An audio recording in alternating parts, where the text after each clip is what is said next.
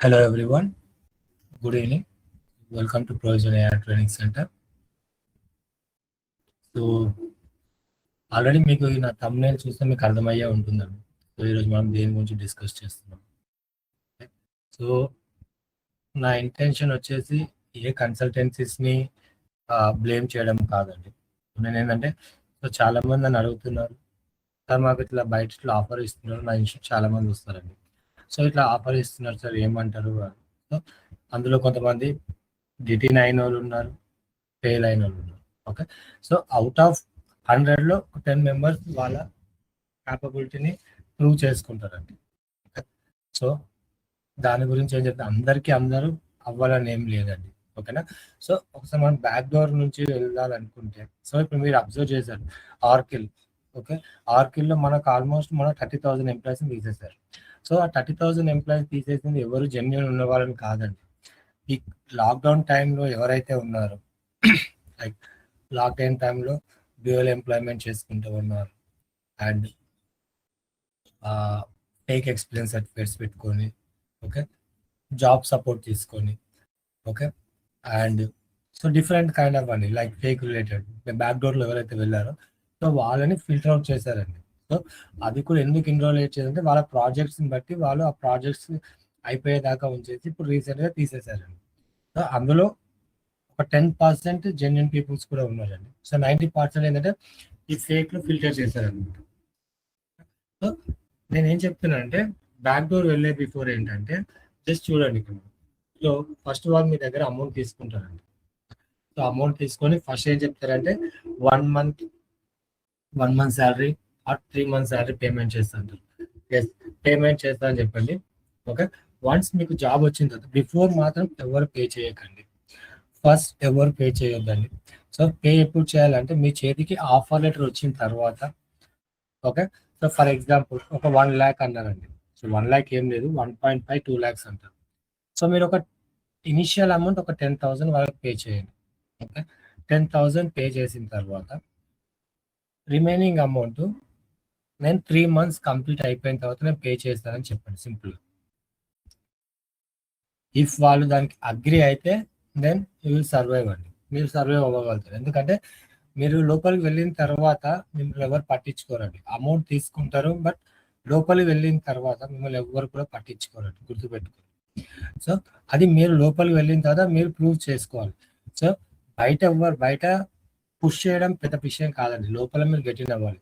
In case మీరు fake అని తెలిసింది అనుకోండి, then they are playing football అండి, మీతో ఫుట్బాల్ ఆడుకుంటారు. ఓకే, వాళ్ళకి తెలిసిపోతుందండి మీరు ఫేకా ఒరిజినల్ అని. వాళ్ళు ఐడెంటిఫై చేయడానికి వాళ్ళకి పెద్ద విషయం ఏం కాదండి, 1 or 2 minutesలో తెలిసిపోతుంది. ఓకే, సో సింపుల్గా ఏమవుతుంది, 1 week చూస్తారు, 10 days చూస్తారు, 20 days చూస్తారు. సింపుల్గా మీకు ఒక ఎగ్జామ్ పెడతారు.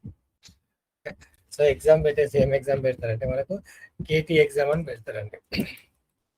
కేటీ ఎగ్జామ్ పెడతారు, నాలెడ్జ్ ట్రాన్స్ఫర్ ఎగ్జామ్ పెడతారు.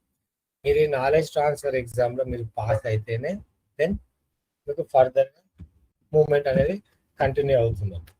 ఒకవేళ మీరు కేఎల్టీ ఎగ్జామ్లో ఫెయిల్ అయ్యారనుకోండి, బ్యాక్ టు హోమ్ అండి. సో మీరు అగైన్ వెళ్ళి కన్సల్టెన్సీ దగ్గరికి వెళ్ళి అమౌంట్ అడుగుతారా? వాళ్ళు ఎవ్వరు కూడా ఇవ్వరండి. ఓకేనా. సో నా సజెషన్స్ ఏంటంటే అదే చెప్పాను కదా, బ్యాక్ డోర్ వెళ్ళే వాళ్ళ ఉద్దేశం ఉంటే సో మనం వెళ్తే మనం ఆపలేమండి. సో వాళ్ళకు ఉన్న ప్రెషర్ అమౌంట్ కట్టుకొని వెళ్తే నో ప్రాబ్లం అండి. ఓకేనా. నేనేం చెప్తున్నానంటే ఆ బ్యాక్ డోర్లో కూడా బెటర్ది సెలెక్ట్ చేసుకోండి. ఒకవేళ ఓకే, బ్యాక్ డోర్లో కూడా బెటర్ది సెలెక్ట్ చేసుకోండి. బ్యాక్ డోర్ అంటేనే ఇట్స్ డిఫరెంట్ అండి. సో దాంట్లోనే బెటర్ ఎందుకు అంటున్నా అంటే కొంతమంది ఏంటంటే వాళ్ళకి ఏంటంటే ఏదో జాబ్ చేయాలని, జాబ్ ఎక్కాలి, నేను అమౌంట్ పేమెంట్ చేస్తే జాబ్ చేయాలన్నట్టు. సో వాళ్ళ గురించి చెప్తున్నాను. సో ఎస్, సో ఆ విధంగా మీరు సెలెక్ట్ చేసుకోండి. ఫస్ట్ మాత్రం అమౌంట్ ఎవరికి ఇవ్వకండి. ఓకేనా. So in front of direct amount ఇవ్వకండి, ఎవరిని గుడ్డిగా నమ్మకండి. ఓకే, సో ఏదన్నా కానీ మీరు అఫీషియల్ వెబ్సైట్ త్రూ అప్లై చేసుకోండి. ఓకే, అఫీషియల్ వెబ్సైట్ మనకు చాలా ఉంటాయండి. ఓకే, అఫీషియల్ వెబ్సైట్ పోర్టల్స్ ఉంటాయి, ఆ పోర్టల్స్లో వెళ్ళేసి కెరీర్ పాత్ ఉంటుంది. సో కెరీర్ పాత్లో అప్లై చేయండి. ఓకే, సింపుల్గా చెప్పాలంటే ఇప్పుడు మీరు 1 lakh అండి, సో 1.5 lakhs అండి. ఓకే 1.5 lakhs మీరు ఒక పర్సన్కి బ్యాక్ డోర్కి పేమెంట్ చేస్తున్నారంటే ఓకే బ్యాక్ డోర్కి పేమెంట్ చేసి డివైడెడ్ బై ఒక 6 months సాలరీ వేసుకోండి. ఓకే 30,000 లాగా 6 months సాలరీ వేసుకోండి. ఓకే సో అరౌండ్ 1.8 అవుతుంది. ఓకే 1,80,000 అవుతుంది. అంటే వాటి మీరు 6 months సాలరీ మీరు పేమెంట్ చేస్తున్నారండి. బట్ మీ జాబ్ వచ్చేసి మీకు 3 monthsలో వెళ్ళిపోతుందండి 100%. 3 months కూడా ఉంచారండి. 3 monthsలో ఎందుకంటే మీ ప్లేస్లో వేరే వాళ్ళని రిక్రూట్ చేయాలి కదా. సో మీరు 3 monthsలో ఏం చేస్తుందంటే మీ ప్లేస్లో వేరే వాళ్ళని రిక్రూట్ చేస్తారండి. సో ఇది ఒక గేమ్ అండి, సైకిల్ అనమాట ఇది. సో ఆ 3 monthsలో ఇంకో పర్సన్ వస్తాడు, ఇంకో పర్సన్ దగ్గర జాయిన్ అవుతాడు, అతనికి మళ్ళీ అతనికి కేటీ ఎగ్జామ్ పెడతారు, మీ ప్లేస్లో మళ్ళీ వేరే అతనికి మళ్ళీ ఒక 1 month అతను తిప్పుకుంటారు. సో ఇది వచ్చేసి ఏంటంటే ఒక సైకిల్ అండి. ఓకేనా. సో మీకు ఇంకోటి ఏంటంటే మీకు లోపల పంపించిన తర్వాత బీజీలో కూడా పోతుందండి. బీజీలో కూడా నో వన్ హెల్ప్ అండి. ఓకే సో నా సజెషన్ ఏంటంటే మీరు వెళ్ళాలనుకుంటే మిడిల్ లెవెల్ కంపెనీస్కి వెళ్ళండి. ఇలా ఫేక్ పెట్టుకొని వెళ్తే మిడిల్ లెవెల్ కంపెనీస్కి వెళ్ళండి. సో నేను పెద్ద పెద్ద ఆర్గనైజేషన్స్కి వెళ్తా అంటే ఇట్స్ నాట్ కరెక్ట్ అండి. ఫస్ట్ మీరు మిడిల్ లెవెల్ కంపెనీస్కి వెళ్ళండి.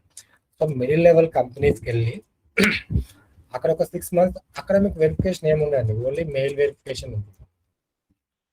ఒక మెయిల్ వెరిఫికేషన్ ఉంటుంది, అందులో 6 months చేయండి ఎనఫ్. 6 months చేసిన తర్వాత దెన్ యూ అప్లై A1 కంపెనీస్కి అప్లై చేసుకోండి. A1 కంపెనీస్ మీరు ఒక 2 years ఎక్స్పీరియన్స్ పెట్టుకున్నారు అనుకోండి, 2 years + 6 months. Okay so total overall మనకు 2.5 months ఎక్స్పీరియన్స్ వస్తుందండి. సో దీంతో మీరు అప్లై చేసుకున్నారు అనుకోండి, మీకు ఎప్పుడైతే సరే వెరిఫికేషన్లో last company 3 months pay slips అడుగుతారండి. ఓకే 3 months పే స్లిప్స్ అడుగుతారు అనమాట. ఆ 3 months పే స్లిప్స్ అడుగుతారు, ప్రీవియస్ కంపెనీ ఏం అడగారండి.